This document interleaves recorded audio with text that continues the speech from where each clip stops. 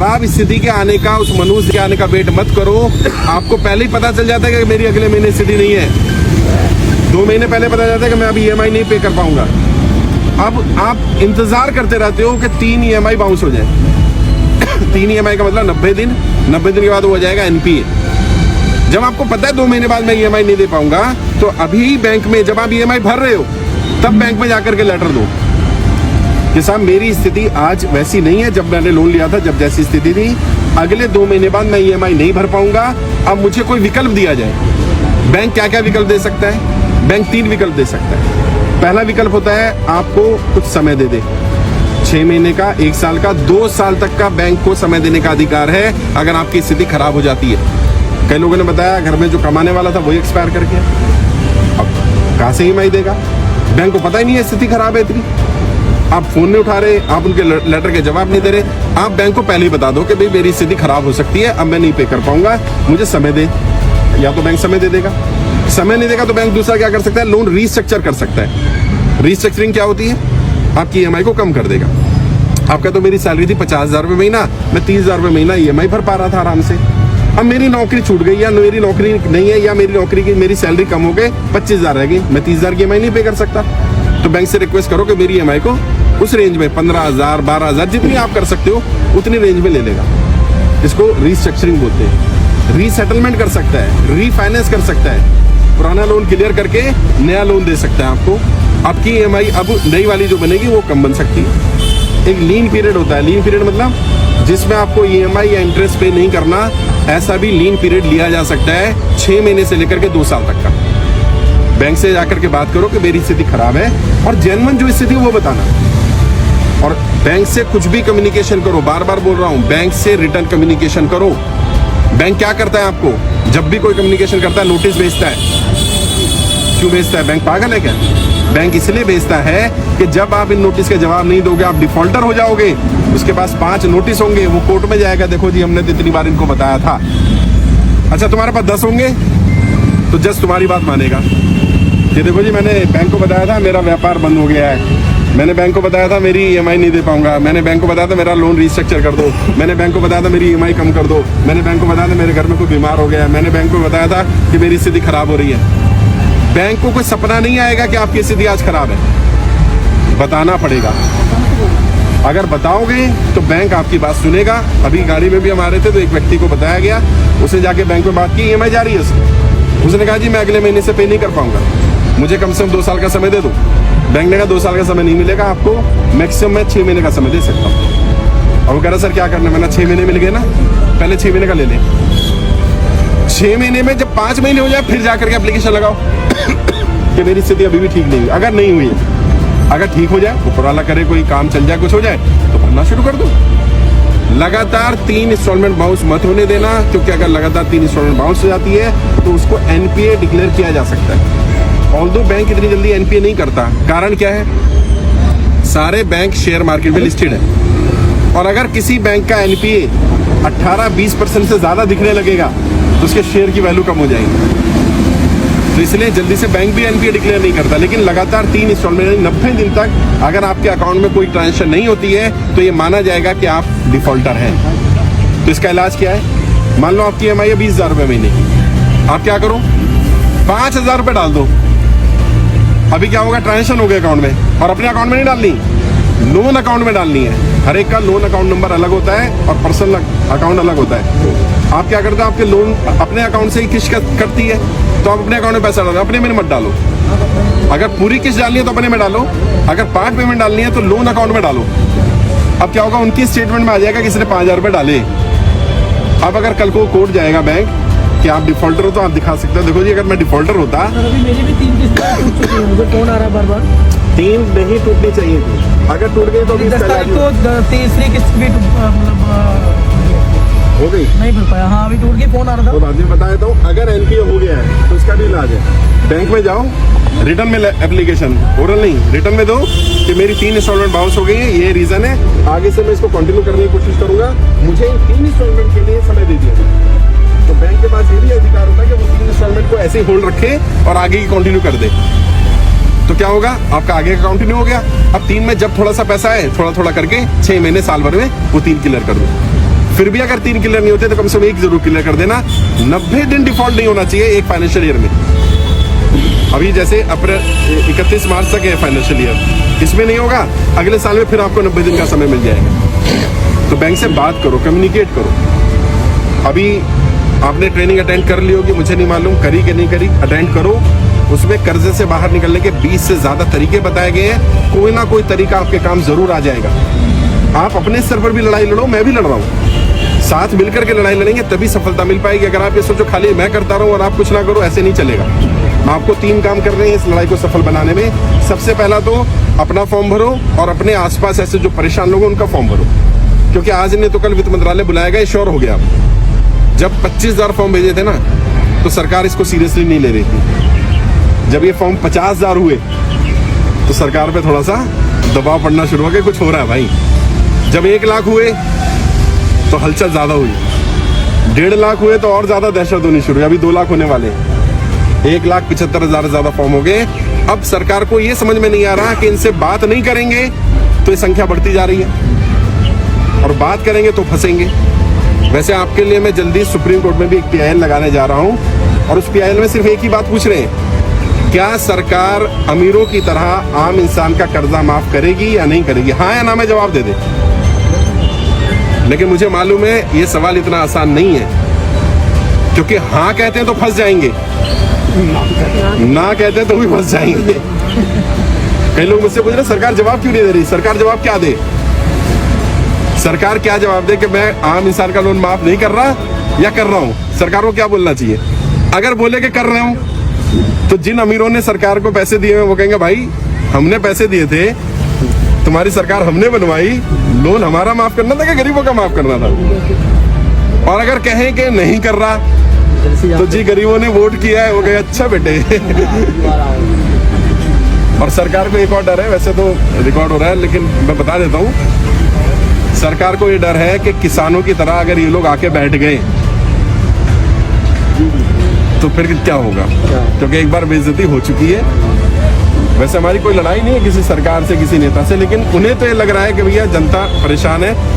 वित्त मंत्रालय भी जब गए लास्ट टाइम फाइल लेकर के, आपने वीडियो भी देखा होगा, वीडियो मैंने डाला था, वित्त मंत्रालय के अधिकारियों ने बोला है ऑफ रिकॉर्ड कि आप बहुत अच्छा काम कर रहे हो, हम पर भी कर्जा है। अब बताओ क्या करोगे?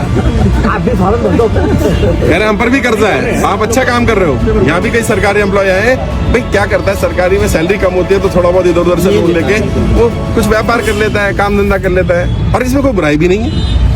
अभी क्या हुआ, उसका धंधा चौपट हो गया, अब वो परेशान हो रहा है, क्या करूं मैं? तो उन्होंने कहा काम अच्छा कर रहे हो, लेकिन सरकार के साथ समस्या ये है कि सरकार माफ करे तो फंसे और ना माफ करे तो फंसे। कह रहे आपने ऐसी स्थिति डाल दी है।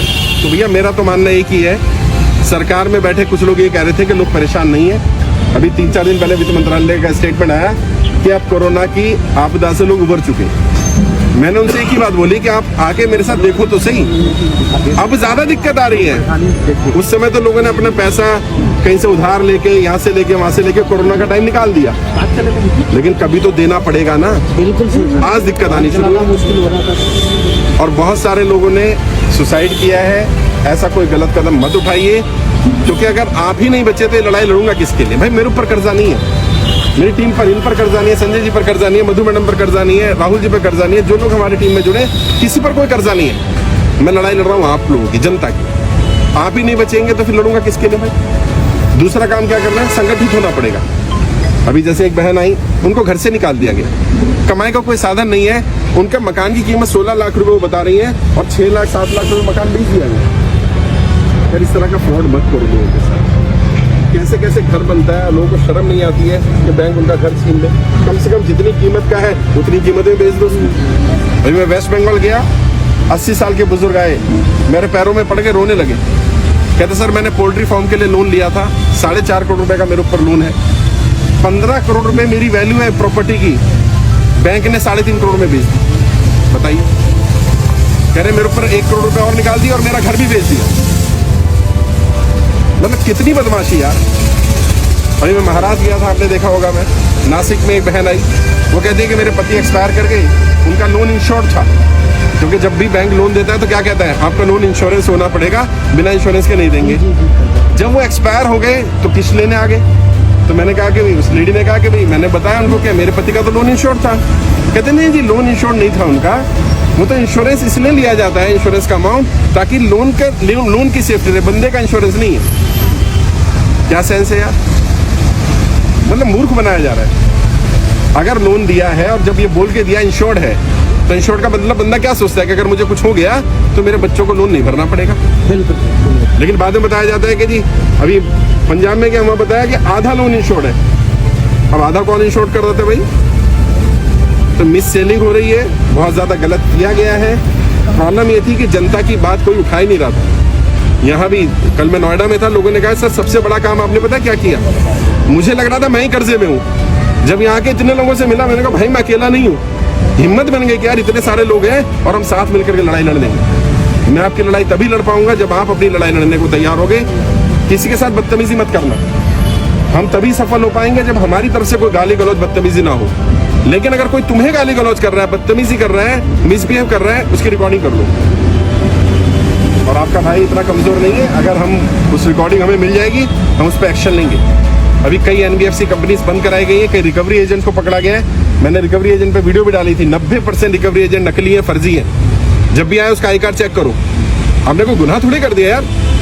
अभी कल भी क्या हुआ, राजस्थान में आकर के बैठ गया घर में, 2 घंटे से बैठा हुआ है। महिलाएं घर पर है, पुरुष है नहीं, अधिकारी नहीं है। आधे घंटे से ज्यादा किसी रिकवरी एजेंट को आपके घर बैठने का अधिकार नहीं है। मेरे घर पे क्या है, बदतमीजी की। जब उन्होंने आई कार्ड मांगा तो आई कार्ड नहीं दिखाया, ऊपर से गाली भी निकाली। रिकॉर्ड कर लो सर मैं घर पे नहीं था, वाइफ थी, बच्चा था छोटा। रिकॉर्ड कर लो, रिकॉर्ड करो, क्योंकि आपको अपने अधिकार नहीं पता है, इसलिए वो आप पर चढ़ रहे हैं। क्या क्या मांगो, आई कार्ड मांगो, फिर रिकवरी का एक उनको ऑर्डर मिलता है, जॉब ऑर्डर जिसको बोलते हैं, कि आपको ऑर्डर मिला है, दिखाइए जरा।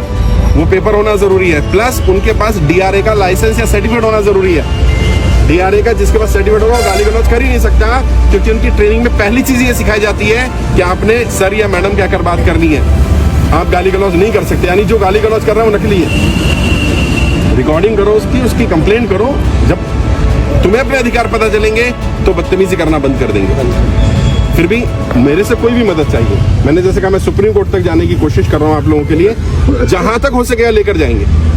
हो सकता है वित्त मंत्रालय आपको बुलाए, क्योंकि आप में से कई लोगों की फाइलें भेजी जा चुकी हैं। आज रजिस्ट्रेशन नंबर भी दूंगा। हो सकता है आपको कॉल आ जाए, हो सकता है आपको वहां से मैसेज आ जाए, हो सकता है कोई बंदा आ जाए। जेन्युइन स्थिति बताना अपनी, और जो सच है वो बोलना। देखो, क्योंकि सरकार से छुपा नहीं पाओगे, सरकार को तुम्हारी स्थिति पता चली जाएगी। अगर कहीं गलत भी हो गया, कहीं पैसा लगा दिया, डूब गया, कुछ हो गया, बस सच बता दो भाई ये हुआ था, अब हो गया मेरे से।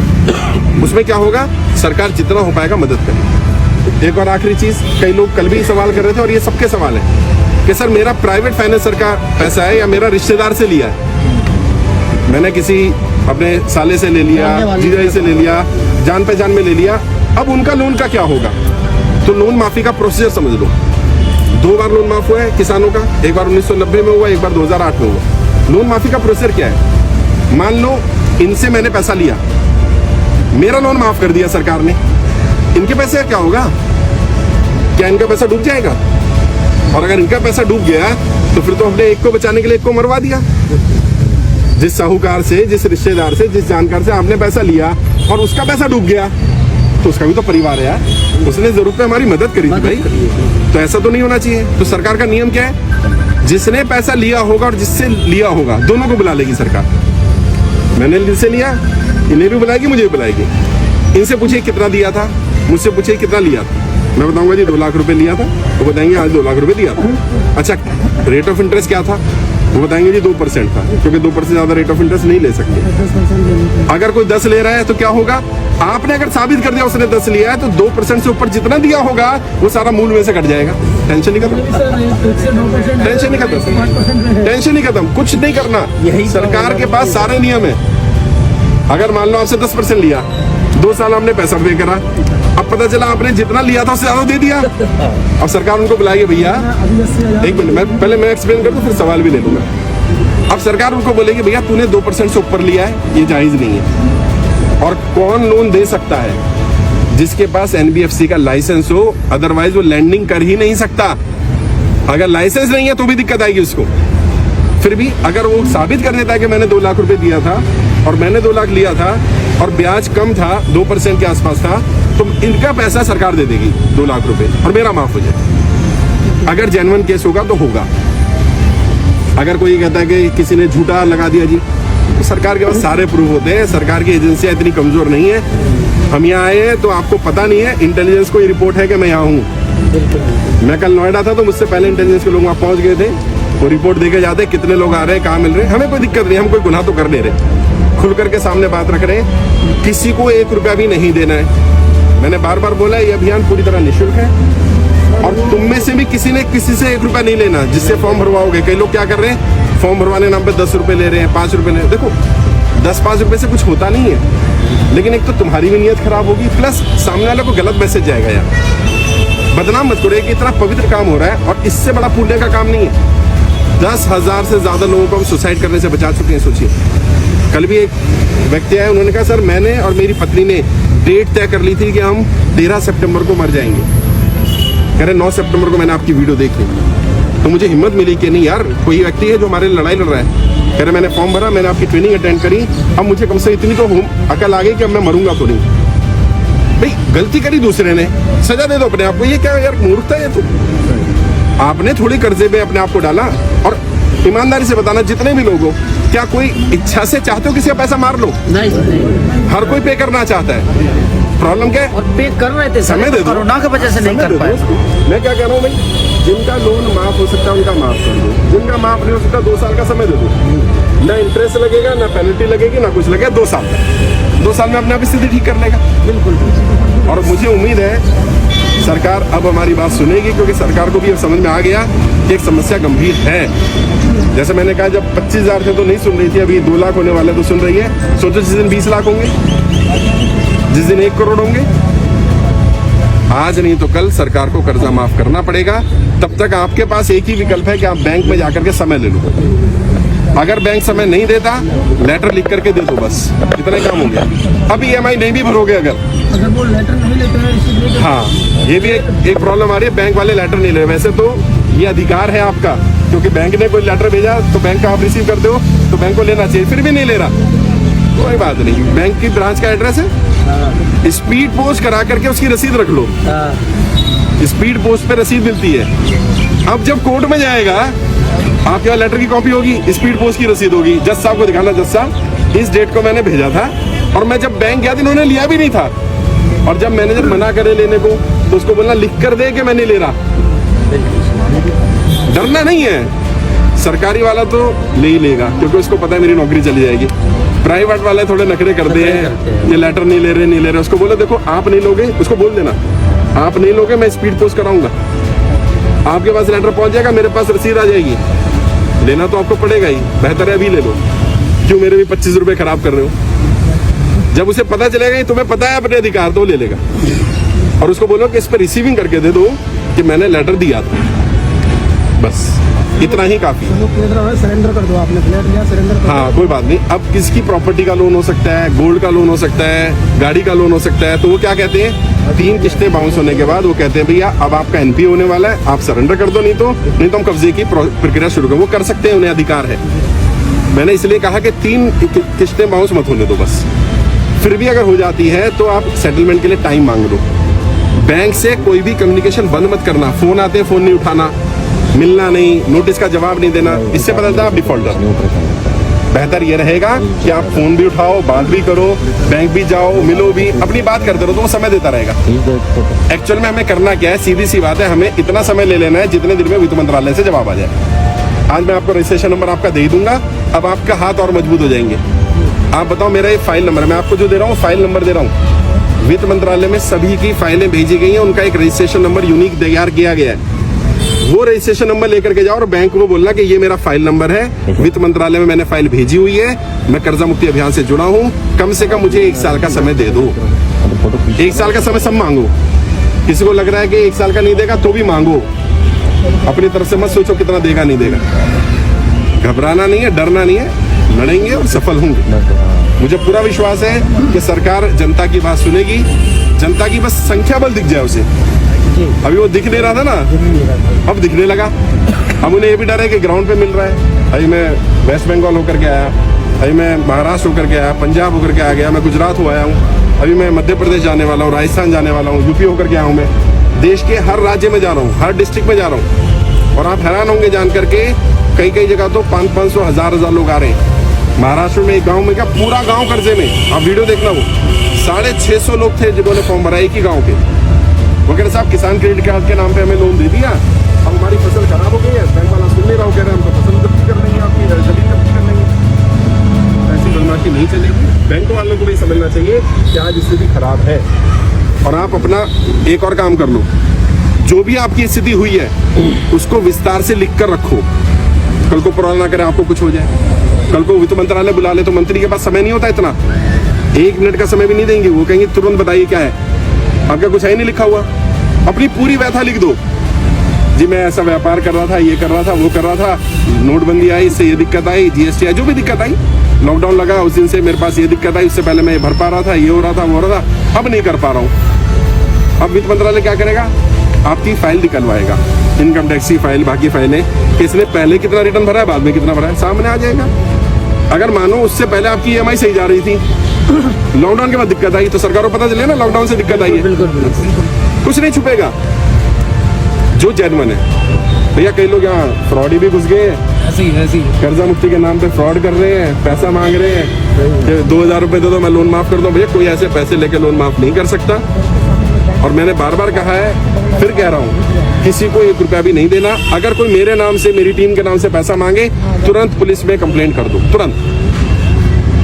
ये यार लोग वैसे परेशान हैं, लोगों की दिक्कतें इतनी ज्यादा है, किसी की मजबूरी का फायदा नहीं उठाना चाहिए। और वो लोग भी जो ऐसा कर रहे हैं उन्हें भी कहना चाहता हूँ, देखो इंसान के गरीब का कुछ नहीं होता, लेकिन गरीब का या तो दुआ है या बद्दुआ है, और गरीब की बद्दुआ भी और दुआ भी दोनों लगती है साथ। अगर उसके दिल से बद्दुआ निकली, लग जाएगी, तुमने तो 2-4 हजार रुपए ले लोगे, लेकिन कीड़े पड़ेंगे, कीड़े परिवार के परिवार बर्बाद होते देखा है मैंने, बद्दुआ लग जाती है। दुआ लो, किसी की मदद करो, किसी का साथ दो यार। और इस समय आज जितने लोग आए हैं सबका एक व्हाट्सएप ग्रुप भी बना दूंगा, आपस में भी संगठित रहो। कई लोग किसी को परेशान करते हैं, आसपास रहते हो 20 लोग इकट्ठे होकर पहुंच जाओ, हाँ भाई कैसे परेशान करा मेरे भाई को, मतलब लगा भाई इतने लोग ऐसे। समस्या पता क्या है, कर्जा एक ऐसी बीमारी है कि कहा भी ना जाए और सहा भी ना जाए, बंदा किसी को बताता ही नहीं। भैया शर्म छोड़नी पड़ेगी, अगर ये शर्म नहीं छोड़ोगे, अभी भी कई लोग शर्मा शर्मी में यहाँ नहीं आ रहे, किसी को पता न चल जाए। अच्छा जिस दिन घर भी गया पता चल जाएगा, जिस दिन गाड़ी उठा के लेके जाएगा पता चल जाएगा। घुटते रहते हैं सर, घुटते रहो, क्या फायदा, सामने आओ, बात करो और स्वीकार करो कि इसमें तुम्हारी गलती नहीं है, क्योंकि सच है ये, इसमें तुम्हारी गलती नहीं है। रेडिसन ब्लू होटल का मालिक था अमित जैन, 5-6 दिन पहले उसने सुसाइड किया, जब 1-1.5 महीने 2 महीने हो गए सुसाइड से, 5-6 दिन पहले उसने मेरे को फोन किया था, उसने सर मिलना चाहता हूँ। मैं दिल्ली में नहीं था, मैं आने वाला हूँ, मिलेंगे, मुलाकात करेंगे। जितने में दिल्ली आए इतने पता चला सुसाइड कर लिया। 600 करोड़ का लोन था उसके, 40-45 साल की उम्र में जो आदमी 2000 करोड़ का एम्पायर खड़ा कर चुका था जीरो से, अगर 10-20 साल और जी जाता तो पता नहीं कितना बड़ा काम कर लेता वो आदमी। लेकिन वही रोज प्रेशर, इतना प्रेशर दिया, मर गया वो। और इंसान पता है कर्जे से नहीं मर रहा, बदनामी से ज्यादा मर रहा है। जब उसको बदनाम किया जाता है, जिन रिश्तेदारों से वो छुपा रहा होता है उन्हीं को फोन करते हैं बैंक वाले, गारंटर को परेशान करते हैं, बाकी लोगों को परेशान करते हैं। तो मुझे मालूम है ये सब हो रहा है, लड़ाई लड़ेंगे, साथ मिलकर लड़ेंगे तो जरूर सफल भी होंगे। एक दूसरे का साथ दो, जाति धर्म भाषा क्षेत्र लिंग का भेदभाव मत करो, हर किसी का साथ खड़े हो जाओ। इस समय सबको सपोर्ट की जरूरत है। बिल्कुल। अगर धर्म जाति में फंसे रहोगे, इसमें उसमें फंसे रहोगे, मैं इसके यहाँ क्यों जाऊँ, मैं उसके यहाँ, ऐसे मत करो। जिसको जरूरत है उसके यहाँ पहुंच जाओ यार, निस्वार्थ भाव से जाओ। मदद करोगे मैं भी मदद करूंगा, और मैं आपसे वादा करता हूँ एक व्यक्ति का 1 रुपया कर्जा माफ कराऊंगा। ये अंतिम सांस तक ये लड़ाई लड़ूंगा मैं आपसे, लेकिन मैं तभी लड़ पाऊंगा जब आप भी मेरा साथ देंगे। अभी मिलते हैं, बारिश हो गई, थोड़ा साइड में हो जाते हैं हम लोग। अगर आप पीआई करिए, कई हजार सिग्नेचर्स नहीं लाखों में जाएंगे जी, मैं अपनी तरफ से हजारों सिग्नेचर्स दूंगा। बहुत बढ़िया, बहुत बढ़िया, बहुत बढ़िया। सर ये आपसे मिलने के लिए छत्तीसगढ़ से आए हैं 2 दिन। अरे नहीं, द्वारका।